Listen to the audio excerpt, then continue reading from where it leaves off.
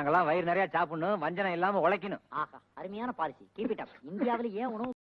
Hi friends, இன்றைக்கி நம்ம பார்க்க போகிறது healthy pineapple juice. Pineapple juice வந்து எல்லாருக்கும் தெரியும் எப்படி ஈஸியாக செய்கிறதுன்னு. இருந்தாலும் நான் ஒரு சின்னதாக எப்படி செய்கிறதுன்னு சீக்கிரமாக சொல்லிடுறேன் ஷார்ட்டாக.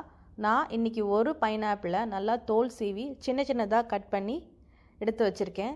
இது வந்து எல்லாருமே சாப்பிட்லாம். மேக்ஸிமம் வந்து இருமல்னால் அவதிப்படக்கூடியவங்க, சளினால் அவதிப்படக்கூடியவங்க, அதுக்கப்புறம் நுரையீரலில் வந்து ஏதாச்சும் பாதிப்பு இருக்கிறவங்க, இவங்க வந்து கண்டிப்பாக இதை சாப்பிடணும். சாப்பிட்டா வந்து ஒரு நல்ல, அதாவது சப்ளிமெண்ட்ரியாக சாப்பிட்ணும்.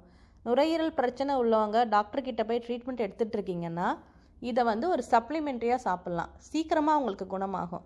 அதனால நான் சொல்ல வரேன்.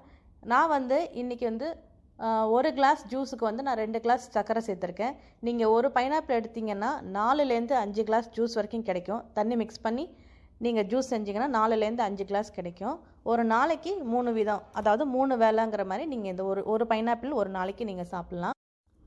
இதை ஏன் நான் காஃப் சிரப்னு சொல்கிறேன்னா, நீங்கள் இந்த ஒரு கிளாஸ் ஜூஸில் வந்து கொஞ்சம் மிளகுத்தூள், உப்பு, தேன், அப்புறம் இஞ்சி இதெல்லாம் நீங்கள் கலந்து சாப்பிட்டீங்கன்னா நீங்கள் குடிக்கிற இருமல் மருந்தை விட 5 மடங்கு பெட்டராக இருக்குங்க. அதனால தான் நான் சொல்கிறேன். இது சாதாரண சளி இருமல், அதாவது சளினால் வரக்கூடிய இருமலுக்கு வந்து நீங்கள் டானிக் பதிலாக இது குடிச்சிங்கன்னா உங்களுக்கு நல்ல ரிசல்ட் கிடைக்கும்.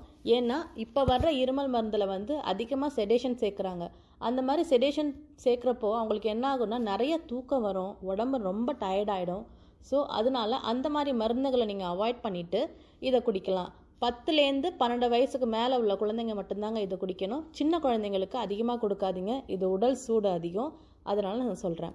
இது இருமலுக்கு மட்டும் கிடையாதுங்க. அதாவது மார்பு சளி, அதாவது நுரையீரலில் ஏதாவது ஒரு பாதிப்போ, இல்லை நீங்கள் அடிக்கடி டிபினால் அடிக்கடி இருமுறவங்க அந்த மாதிரி இருந்தீங்கன்னா இதை வந்து 2 நாளைக்கு ஒரு தடவை 3 வேளை நீங்கள் வந்து நான் சொன்ன மாதிரி உப்பு, மிளகு, தேன், இஞ்சி இந்த 4த்தையும் சேர்ந்து இந்த ஜூஸ் குடிச்சிங்கன்னா கண்டிப்பாக உங்களுக்கு நல்ல ஒரு ரிலீஃப் கிடைக்கும். நீங்களும் இந்த ரெசிபியை ட்ரை பண்ணி பார்த்துட்டு எப்படி இருக்குன்னு எனக்கு கமெண்ட் பண்ணுங்கள். உங்களுக்கு இந்த வீடியோ பிடிச்சிருந்துச்சுன்னா என்னோட சேனலுக்கு சப்ஸ்கிரைப் பண்ணுங்கள். தேங்க்யூ. எப்படி இதெல்லாம் கத்துக்கிட்ட? எங்க பரம்பரையில எல்லாருமே நல்லா சமைக்க தெரிஞ்சவங்க தான்.